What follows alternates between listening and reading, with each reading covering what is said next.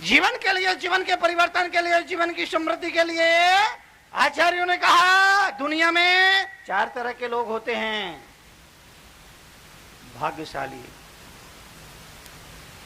सौभाग्यशाली, महाभाग्यशाली और दुर्भाग्यशाली। दुनिया में 4 तरह के लोग होते हैं, भाग्यशाली, सौभाग्यशाली, महाभाग्यशाली और दुर्भाग्यशाली। इन्हें हम परिभाषित यूं करेंगे, जिसके पास केवल धन है वो भाग्यशाली है, जिसके पास धन के साथ स्वास्थ्य भी है वो सौभाग्यशाली है, तथा जिसके पास धन भी है, स्वास्थ्य भी है और धर्म भी है वो महाभाग्यशाली है। जिसके पास केवल धन है, जिसके पास केवल धन है, जिसके पास केवल धन है, बहुत सारे लोग दुनिया में ऐसे हैं जिनके पास धन है, बेशुमार धन है, पर बीमार, धन है, खा पी नहीं सकते।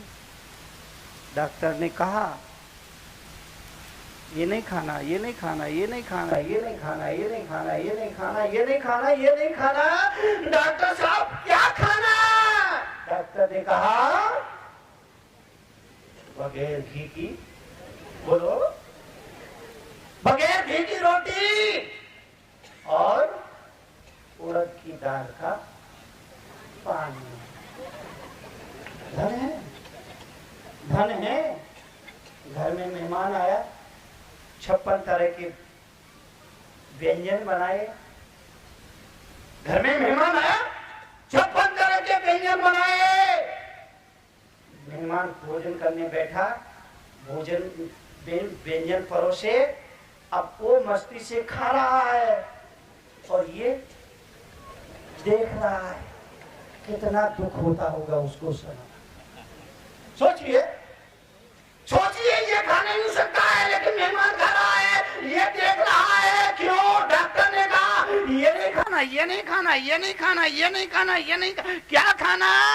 बिना घी की रोटी और उड़द की दाल का पानी। धन है पर स्वास्थ्य नहीं है, जिंदगी भर धन। संत है, सेठ जी सत्संग करो, अभी नहीं, धन। मंदिर जाओ, फुर्सत नहीं, दुकान जाएंगे, धन धन। मुनि आए, प्रवचन में जाओ, फुर्सत नहीं, दुकान जाना है, धन धन धन। तीर्थ यात्रा करने के लिए टाइम निकालो, फुर्सत नहीं, क्यों? दुकान जाना है, धन धन धन धन धन। विधान हो रहा, पंचकल्याणक हो रहा है, उसमें शामिल हो जाओ, इंद्र बन के पूजा करो, नहीं, फुर्सत नहीं, क्यों? धन धन धन धन। जिंदगी भर करता रहा धन धन धन। एक दिन मर गया, मरने के बाद बेटा ने शोक पत्रिका लिखी। बड़े दुख के साथ सूचित करना पड़ता है कि हमारे पूज्य पिताजी का निधन हो गया। आपसे जीवन के लिए, जीवन के परिवर्तन के लिए, जीवन के परिवर्तन के लिए एक ही वक्तव्य याद रखना। अगर आप परिवार को स्वर्ग बनाना चाहते हैं, अगर आप अपने परिवार को स्वर्ग बनाना चाहते हैं, एक ही वक्तव्य याद रखने जैसा है। अपनी भूल को आदमी स्वीकार कर ले, अपनी गलती को आदमी स्वीकार कर ले, दूसरे की भूल को आदमी नजरअंदाज कर दे, तो परिवार स्वर्ग में तब्दील हो जाएगा। बेईमान है, इतना बेईमान है, इतना बेईमान है। नहीं, आपकी बात नहीं कर रहा हूं मैं, तो पिछले गांव की बात कर रहा हूं। आदमी इतना बेईमान है, इतना बेईमान है, इतना बेईमान है, इतना बेईमान है, क्रोध कर रहा है और उससे बोलो भाई साहब आप क्रोध क्यों करते हो, तो कहता कौन क्रोध कर रहा है? क्रोध करता जा रहा है पर उसको स्वीकृति नहीं दे रहा है। अध्यात्मविदों ने कहा, अध्यात्मविदों ने कहा स्वीकृति का नाम प्रतिक्रमण है। जैन शास्त्रों में शब्द का महत्वपूर्ण उल्लेख हुआ प्रतिक्रमण समय।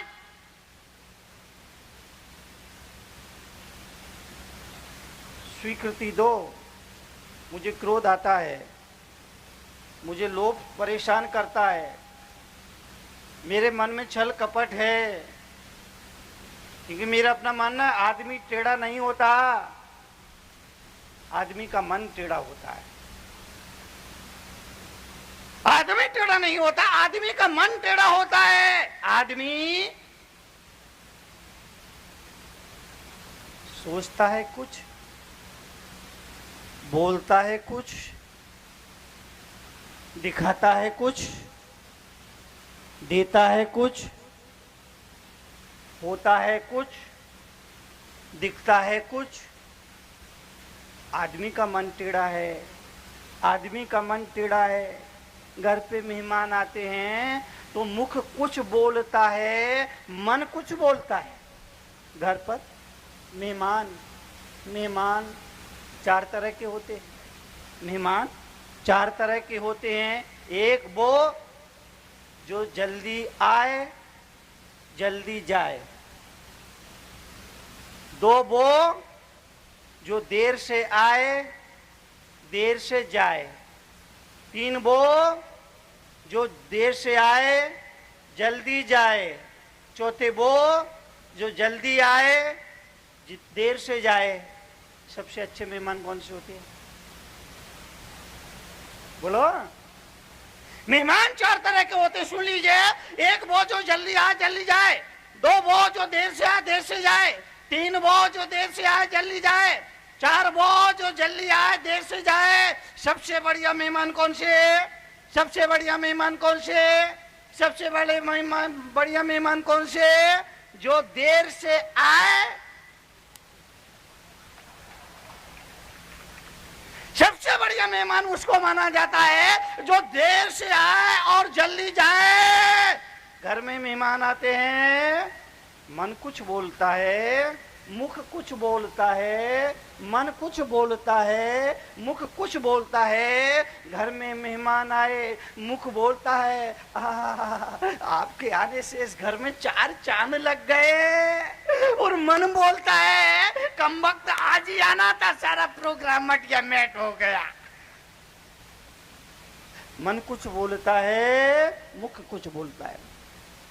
ये जो विसंगति है, भगवान महावीर ने दुनिया के लिए अपने संदेश में कहा कि ये जो मुख और मन के बीच में विसंगति है, ये खाई है, ये दुनिया की सबसे बड़ी दूरी करने वाली खाई हुआ करती है। इसीलिए आदमी टेढ़ा नहीं होता, आदमी का मन टेढ़ा होता है। पड़ोसी की झोपड़ी में आग लगी है, लोग सोचते हैं कि हमारी झोपड़ी में आग थोड़ी ना लगी है, उसकी झोपड़ी में आग लगी है। आदमी निश्चिंत तो हो जाता है, लेकिन वो भूल जाता है कि वो आग वहां से चल करके तेरी झोपड़ी तक आने वाली है। वसुदेव कुटुंबकम। भारतीय संस्कृति ने इस बात पर विचार किया, सारी दुनिया को एक कुटुंब माना, एक परिवार माना, और ये विचार किया सर्वे भवन्तु सुखिनः सर्वे सन्तु निरामया। सबके कल्याण की कामना कही, सबके कल्याण की कामना करी, लेकिन हम इतने बेईमान हैं, इतने बेईमान हैं, इतने बेईमान हैं। आपकी बात नहीं कर रहा हूं, आपके पड़ोसी की बात कर रहा हूं। हम इतने बेईमान, इतने बेईमान, इतने बेईमान हैं। प्रार्थना करने के लिए बैठते हैं तो प्रार्थना में भी भगवान से कहते हैं, हे प्रभु मैं सुखी रहूं, मेरे बीवी बच्चे सुखी रहे, बाकी दुनिया जाए। कौन बोला भाड़ में? प्रार्थना कर रहा है मालवीय जी, प्रार्थना कर रहा है आदमी, भगवान से प्रार्थना कर रहा है मैं सुखी रहूं, मेरा बीवी बच्ची सुखी रहे, बाकी दुनिया जाए भाड़ में। तरुण सागर ये बताने के लिए मौजूद है दुनिया भाड़ में जाए ना जाए ये उसका भाग्य होगा, लेकिन बोलने वाला तू भाड़ में जरूर जाएगा, क्योंकि तू विचारों से गिर गया, भावनाओं से गिर गया, संकल्प से गिर गया। सर्वे भवन्तु सुखिनः। इसलिए प्रार्थना करो तो प्रार्थना में दुनिया का कल्याण की भावना होना चाहिए, पड़ोसी के कल्याण की भावना होना चाहिए, सबके कल्याण की भावना होना चाहिए। हम भगवान से बोलते जरूर है, हे भगवान सब सुखी रहें, लेकिन पहला नंबर मेरा हो।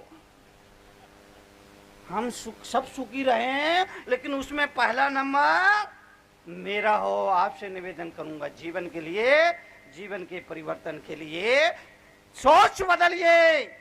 कल भी मैंने कहा था, सामने वाला नहीं बदलेगा, सामने वाला नहीं बदलेगा, आपको ही बदलना पड़ेगा। सामने वाला नहीं बदलेगा, आपको ही बदलना पड़ेगा। अपने को बदलिए, समर्पण में जीने की आदत डालिए, बात बात में तर्क मत करिए। तर्क से विवाद होते हैं, कलह होती है, झगड़ा होता है। सासू ने कहा यूं और बहू ने कहा क्यों, झगड़ा शुरू। सासू ने कहा यूं और बहू ने कहा क्यों, झगड़ा शुरू। और हम तर्क करने के आदी हो गए। पति ने पत्नी से कहा चाय बनाओ, पत्नी ने कहा क्यों, पति बोला क्योंकि मुझे नहाना है। पत्नी बोली चाय पीने के लिए होती है, नहाने के लिए नहीं। पति बोले जब तुझे मालूम है तो क्यों क्यों